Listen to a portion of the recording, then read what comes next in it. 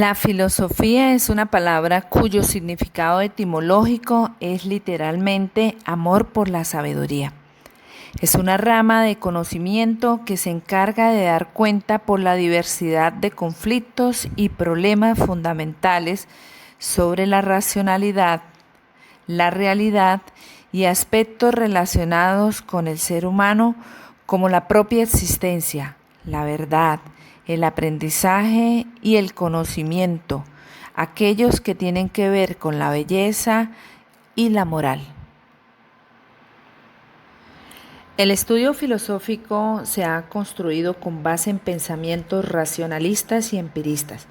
Sin embargo, han sido tantas las personalidades que han estudiado la materia, aportando cada uno su punto de vista, que al día de hoy resulta imposible hablar de un pensamiento único.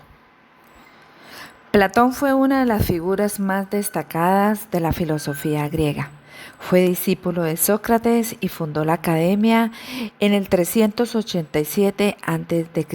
aproximadamente, dando lugar a una institución que se mantendría en pie como referente intelectual durante más de 900 años. Aristóteles fue uno de los grandes alumnos de Platón en la Academia. Las ideas del filósofo griego supusieron todo un aporte en el mundo de la educación, como también en la política y la ética. Estas tres esferas de la vida humana generaron su punto de encuentro en las teorías idealistas de Platón. A través de ellas se daba prioridad a la cultura ética y la vida intelectual, ya que ésta era el único medio por el cual se podía alimentar al espíritu y a través de él alcanzar la felicidad.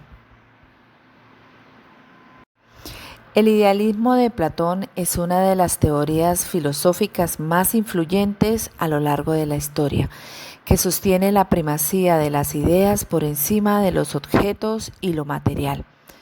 De acuerdo a esta teoría, las ideas están primero que las cosas, ya que los objetos no pueden existir sin que antes haya una conciencia de ellos.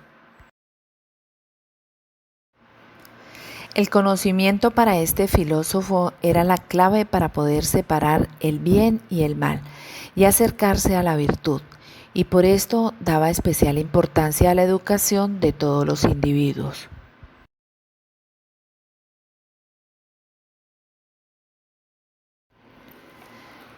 Platón llegó a la conclusión de que todos los estados de su época estaban mal gobernados y trató de hallar mediante la filosofía una especie de medicina política que pudiera aplicarse a los regímenes políticos enfermos existentes en su tiempo.